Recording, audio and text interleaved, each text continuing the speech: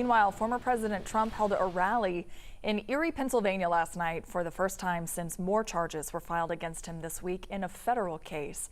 Trump was defiant in his speech, telling the spirited crowd that each indictment he receives is a, quote, badge of honor. And they've broken the veil by indicting me with this ridiculous. These are ridiculous indictments. And all they're doing is hoping for massive election interference. That's all they want to do. They want to damage the leading candidate, by the way, leading by far, I have to say. Joining me now is Chuck Todd, moderator of NBC's Meet the Press. Chuck, good morning. Good morning, Kristen.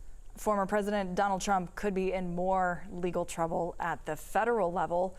New federal charges in Florida this week. What do these new charges mean for the investigation and the case going forward?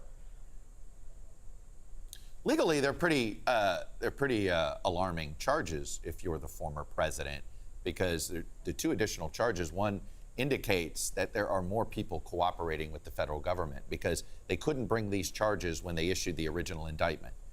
Why did they bring these charges now? Because they were able to get some eyewitness testimony when it came to illegally having circulating a classified war plan. That was alleged now. That is one of the new counts that was added.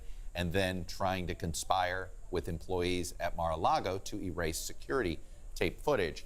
The fact that they issued, prosecutors don't like to have to basically have a do-over, a superseding indictment, because it looks like, hey, you didn't have all your ducks in a row. But sometimes you have witnesses who weren't cooperating who suddenly decide to cooperate.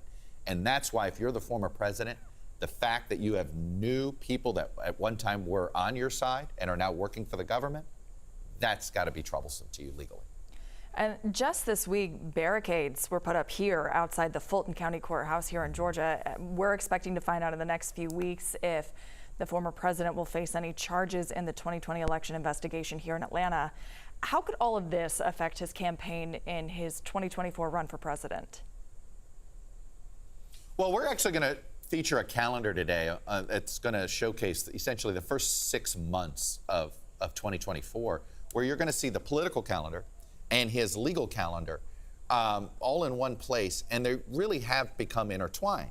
In fact, on the day of the Iowa caucuses, there's a civil trial against him that begins. Now, he doesn't have to attend civil trials in person. He does have to attend any criminal court proceedings in person, whether they're arraignments, motions, things like that. And it's at that point that I think the Republican Party is going to realize what a distraction all of this is. The problem for the party, because they're not debating it now, is by the time it's sort of more people are absorbed the fact that all of his legal problems are going to dominate the first 6 months of 2024, just with the events of the court hearings. He's already going to have the nomination wrapped up. So I don't think the public has fully grasped what we're going to be staring at in the first 6 months of 2024. All right, Chuck, thanks so much. Meet the Press airs at 10, right after 11 Alive Weekend Morning News.